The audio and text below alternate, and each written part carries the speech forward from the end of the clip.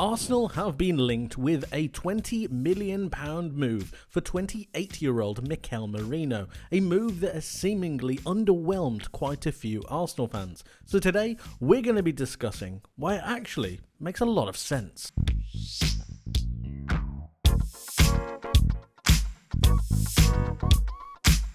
To begin with, we need to add a little bit of context. This is going to be around Arsenal's left attacking midfield slot, otherwise known as the left 8. In conjunction with Arsenal's right 8 in Martin Odegaard, Arsenal's left-hand side needs to be as balanced as their right, allowing them to have better opportunities going down the left and the right-hand side for better potency. A couple of years ago, this position was taken up by Granit Xhaka, a well-known Arsenal player who now applies his trade at Bayer Leverkusen. For Arsenal in the start of last season, they had a bit of a conundrum. Without Granit Xhaka in the side, making his infield runs, his underlapping ability, and without his ability to drop back to allow for the fullback to invert, Arsenal had something of a problem. With Declan Rice coming into the side as their known 6, there was an opportunity for someone to take up this left 8 slot. The idea was for Rice to come into that role and then allow for Thomas Partey to come in as a centre defensive midfielder. Partey ended up not being completely fit, and that's why they signed Jorginho. And all of this is absolutely fine, until you wonder what happens when some rotation needs to happen within the side. Without Declan Rice in the side, Arsenal's left attacking 8 becomes a bit of a problem. Kai Havertz has attempted to drop down into this 8, but it hasn't really worked all too well. And then you've got the conundrum of Emil Smith-Rowe. How does he really fit into this? Well, you've already got notions that he might be sold, which still leaves a big question mark as to what happens with this left attacking 8 if Declan Rice is not in the side. And let's be honest, he's not going to be playing every single game. So, a fix needs to appear. Mikel Merino is a strong, tall centre midfielder with an eye for a goal. He currently applies his trade at Real Sociedad, and at 28 years of age, I think he's the perfect age to be coming into a setup like Arsenal's, who has a bedrock to really build upon. And we're not saying that he could be part of the main starting 11, but really as a backup option, as some kind of a rotation player. I think the experience that he could bring, let alone the fact that he won the Euros this most recent time, I think he's got experience and knowledge that he could pass on to some of those younger players at Arsenal. With 5 goals from an expected goals of 3.3, that's really, really impressive. And then you look at his assists, 3 assists from 2.76. The metrics aren't exactly too high, but you've got to remember that he's also a centre midfielder. He doesn't necessarily go forward all too often, even though when we look at his heat map, he is gravitating towards the more attacking areas of the pitch. And in fact, it's almost around this left attacking midfield 8 role that he's doing a lot of his possession. That's where he's taking up a lot of his positions, and it is a role that Arsenal do need to be looking at to further reinforce and get better. It's about the squad, it's about improving the entirety of their team, and these statistics and this kind of a player is definitely someone that I think Arsenal should be looking at. One of the most impressive things that I've seen from Mikel Merino is his tenacious ability to move higher up the pitch and press, and then to really turn over the ball in those higher situations to be closer to goal for the rest of his team. Take a look at this particular scenario. He's going to win the ball back and then be so close to goal that they're able to drive forward straight off that. It's a really impressive attribute to have, and I think it's super essential for teams and players who are looking to play that expansive, really dynamic and attacking brand of football. So he wins the ball here with a great half slide tackle, wins the ball back, and his striker is here to go and pick up the ball, drive forwards, and then you're looking at what his reaction is next. It's to get up immediately and make a decoy run for his striker. In this particular instance, it actually opens up enough space for the striker to give the ball back to Mikel Merino to be able to have an opportunity on goal. Look at the space between these two centre backs. It's really well worked, really dynamic, and just look at this touch in particular. The way that he drags his foot back a little bit further to be able to take the ball into his path shows quality, it shows class, and it shows an understanding of the game that we need to to see in certain Arsenal players. He takes the ball and then drives forwards, and then you're asking, can he finish? Can he shoot? Can he make the most of this opportunity? And the answer is yes. Really impressive stuff, really well worked, and I think he's got a lot of quality. While I have positioned Mikel Merino in this particular instance to be a left attacking midfielder in that left attacking 8 role, I do think there are a number of different positions that he could be taking up in this Arsenal midfield. For example, I can easily see him being a 6.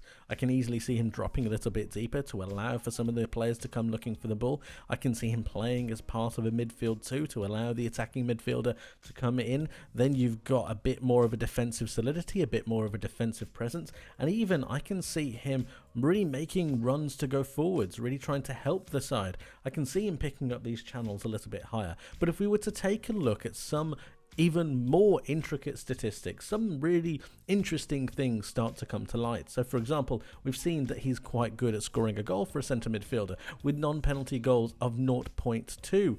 And of course that comes from a non-penalty XG of 0.16. He's overperforming his XG, which is really impressive. He takes moments, he takes the chance that he's been offered. And then when you look a little bit further down, of course there are some fairly worrying statistics. We're looking at pass attempted, pass completion, progressive passes. Not so much, but still a little bit of a problem. Progressive carries. Now, if I were you, I wouldn't be worried about these 4 statistics. Now, although they look a little bit concerning, I think these skyrocket when he gets put into a side that's far more comfortable with a lot more possession. A side that is far more comfortable with rotating. A side that is far more comfortable with a player like Martin Odegaard to come looking for the ball.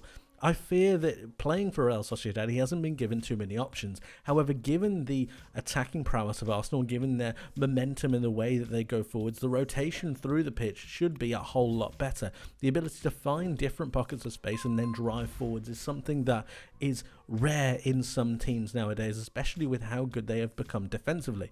But some of the statistics that I think you really need to look out for are the more individual ones, the ones that are less reliant on the entire team as a whole. So I'm looking at tackles in 2.6 per 90. That puts him in the 83rd percentile against players in Europe's top 5 leagues in his position. I'm looking at aerials 1 at 5.99 per 90, and this is the one that really stood out to me.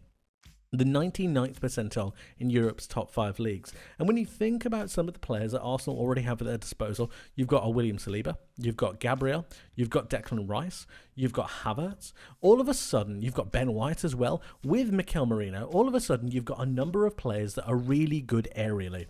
You've got a number of players that can win attacking headers. And we know Arsenal were the best at set pieces last season. They made so many opportunities count from those dead ball situations. I believe that Arsenal are really looking to bolster this once more, to be a strong, powerful, physical presence. And with these aerial duels won not only in the centre of the park with Mikel Merino, but also from those set pieces, I think it's extremely useful. I'm looking at successful take-ons. He's a centre midfielder, but yet he's almost averaging 0.198. That's one successful take-on per 90. That puts him in the 77th percentile. Progressive passes received as well. He's getting himself higher up the pitch. Like I said earlier, with his ability to go a little bit further forwards, make those driving runs to allow for the winger to cut inside, very much like Granit Xhaka. And speaking of Granit Xhaka, there's something we need to talk about. Take a look at this, guys. As an experiment, I decided to take a look and compare Mikel Merino from his most recent season with Real Sociedad in the 23-24 season and Granit Xhaka with his last season at Arsenal. I think many people would think that Granit Xhaka's last season at Arsenal was his best season in that left-hand channel, really making those runs for his teammates, making sure that he was dropping back and being that defensively solid player that we know he could be. But here, take a look at this. We've got them compared here, and just take a look at the heat maps to begin with. I was astounded when I saw this. Look at the actual similarities between the two players. Again, both occupying very similar pockets of space, both willing to go both forwards and backwards, perhaps a little bit more forward-thinking orientated, which is very good to see from an Arsenal perspective, wanting to go forwards, wanting to drive on, and then some of the metrics as well are really impressive. So they played a similar amount of minutes. Granit Xhaka ended up playing a little bit more. He ended up playing a few more games, but then the goals are quite similar. 7 to 5, you've got the expected goals of 3.3 to 4.71. All of the metrics are quite similar. And then when we scroll down, we can see that, yes, Granit Xhaka has more assists in this particular scenario, 7-3. But also, when you see, Mikel Merino had an expected assist of 2.76. Granit Xhaka had an expected assist of 4, which means his teammates are putting the ball in the back of the net when it's not necessarily as expected to score. Really, really impressive stuff. Again, more similarities. But it's the defensive aspect that I think is really intriguing, because in nearly all metrics, Mikel Merino has proven to be a very, very good defensive player with higher interceptions, more tackles. 2.4 compared to 0.9 is a massive step up as well. More clearances. He was dribbled past just a little bit more than Granit Xhaka was. But then when you take a look at the other metrics, ground duels won, 4.9 compared to 2.4. Then you look at aerial duels won, 5.3 compared to 1. Again, winning a higher percentage of those duels as well.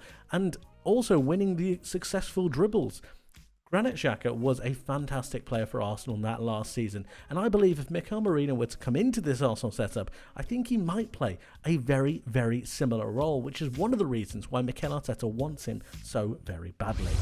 One thing that an Arsenal player really needs to have in this current day and age, in this current Arsenal setup, is movement. And trust me when I tell you that Mikel Merino has that in abundance. Take a look at this. So this is currently in the build-up. A cross has just gone in. It's going to be headed away and it's going to be recycled on the other side. But look and just watch Mikel Merino right here. So he's currently just casually jogging towards the box, trying to get into a better situation for himself and for his team. But immediately when it goes out to that right-hand side, you can see the player on the ball right here. He is currently ready. He's on. He's driving. He can see the space in front of him. He's got that in-game intelligence to be able to realize and notice that he could get on that back post. But the moment doesn't materialize. And what you normally see with a lot of players is when that doesn't happen, when the space gets cordoned off, when he doesn't have that space to move into, you normally see a lot of midfielders think, oh, that's my chance gone. I'll drop back a good 15 yards and then wait for the ball to come to me. But no, instead he's proactive. He thinks. He's dynamic. And this is what I really like. And this is what Arsenal fans should be really, really excited about. Trust me. Think about the way that Granit Xhaka moves into box. Think about the way that Arsenal midfielders have been able to dynamically run through these channels. He's now going to make another run through into the box to try and create some more space. This is really impressive. He's looking for a pass. And look, he's seen this opening right here. He's seen that opening. He's ready to receive the pass to take a shot on. He's ready. But again, what happens? He doesn't receive the pass. It doesn't happen. The ball gets blocked off and he doesn't have a moment. Instead, the most important and impressive thing that I saw here was his in-game intelligence, his in-game knowledge, his football knowledge, to be able to then make a third run. Yeah, that's correct, a third run. Driving towards the box, not for himself. He's driving into traffic, remember. But what he's seen are these players here. And he knows the ball needs to be recycled over to this instance. In that, he needs to make sure that he can give his teammates as much space as possible. So he drives towards the opposition players. This then drags them away just a touch to be able to give his fellow teammates the better opportunity to have a shot. It's really well done. It's selfless. It allows for a dynamic opportunity, and it couldn't happen if he didn't make not one, not two, but 3 runs. Selfless, dynamic, and full in-game intelligence. Fantastic. Last but not least, I think one of the best things that Mikel Merino would bring to this Arsenal side is a sense of rotation, the ability to play in a multitude of positions. This has been a feature that Arsenal have highlighted in a number of players, in particular Kai Havertz and his ability to both work on the wing in a more attacking midfield role, but also as a central striker. His need and ability in Mikel Arteta to be able to utilise different players in different positions is a very, very good example of a very total football approach to the way this Arsenal side could set up. I've got them currently here set up in a 4-3-3 with Mikel Merino being that left attacking midfield role. However, I could very easily see him and Declan Rice swapping. I could also see Rice going forwards in the same way that Merino would. I can see Merino dropping back as a lone 6, allowing Rice and Odegaard to be the 2-8. But at the same time, if they were to play a better side in terms of a Manchester City, I could also see this happening. And this is the flexibility that I'm talking about. I can see them being really compact, really resolute, having a real good 2 banks of 4 with 2 players ahead of that, and Mikel Merino and Declan Rice being those two centre defensive midfielders. I think they complement each other. I think the ability to have one left, one right makes a lot of sense. The ability for them to take the ball whenever they need to, open up those passing lanes, the relationship that they could have and the rotation they could have with this Arsenal team and with this Arsenal setup, I think could be fantastic. And it doesn't surprise me that Mikel Arteta really wants Mikel Merino. But of course, guys, let me know what you think and how you think he could set up in the comment section below. Do you think this is a good signing for Arsenal? Do you think they should pay the money and get him? And if so, why? Let me know. I'd love to hear from you. Thank you ever so much for watching. I hope you enjoyed, hope you learned something new, and I hope to see you in the next one. But until then, my friends, take care.